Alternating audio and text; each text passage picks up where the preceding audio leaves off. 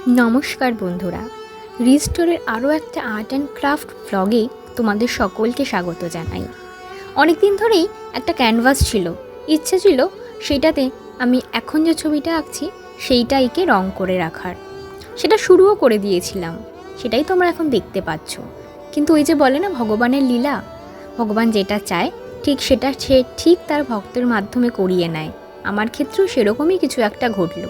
ছবিটা সম্পূর্ণ আঁকার পর কোথাও যেন মনে একটা খটকা লাগছিল, ঠিক পছন্দ হচ্ছিল না। তাই জন্য চেঞ্জ করলাম মনের ভাবনা। সম্পূর্ণটা আবার ইরেজার দিয়ে পুরো মুছে আবার জগন্নাথ প্রভুকে এঁকে নিলাম, আর তারপর প্রত্যেক স্টেপ বাই স্টেপ রং করে নিলাম। সবটাই শেয়ার করলাম তোমাদের সাথে।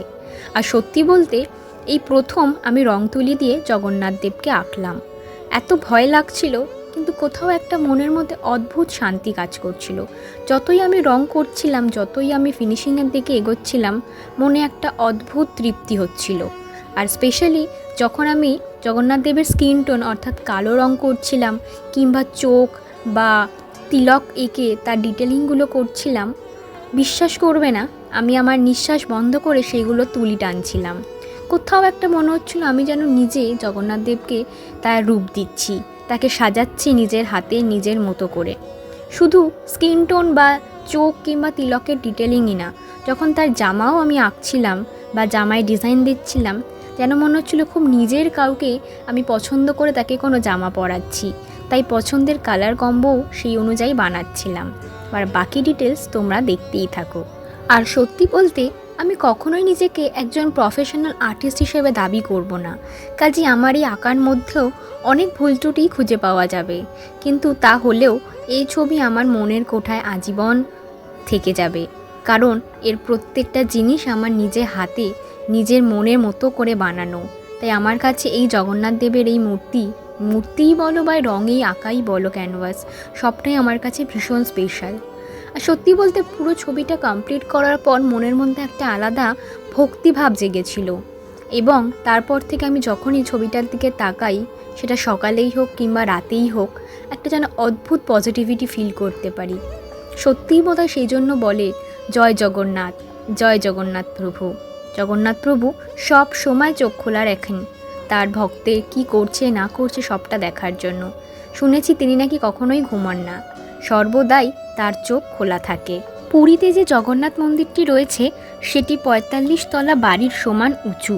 আর আশ্চর্যজনক হলো তার মাথায় যে পতাকা লাগানো থাকে সেটি হাওয়ার সব সময় বিপরীতে উড়তে থাকে। আবার এই জগন্নাথ মন্দিরটি কিন্তু প্রায় ৪ লক্ষ বর্গফুট এলাকা জুড়ে বিস্তৃত এবং ২১৪ ফুট উঁচু। কিন্তু এই মন্দিরের চূড়ায় কোনো ছায়া দেখা যায় না, যা সাধারণত বিজ্ঞানের সঙ্গে কোনো কিছুর সাথেই এর যুক্তি মেলে না।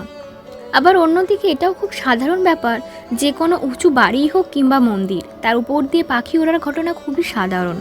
কিন্তু পুরীর এই জগন্নাথ মন্দিরের চূড়ায় কিন্তু কখনো কোনো পাখি বসতে দেখা যায় না, এমনকি কোনো পাখি উঠতেও দেখা যায় না। প্রতি ৮, ১২ ও ১৯ বছর অন্তর পুরীর মন্দিরের বিগ্রহ বদল হয়। অর্থাৎ পবিত্র নিম গাছের কাঠ দিয়ে কিন্তু জগন্নাথ দেব, বলভদ্র এবং সুভদ্রার নবকলেবর করা হয়।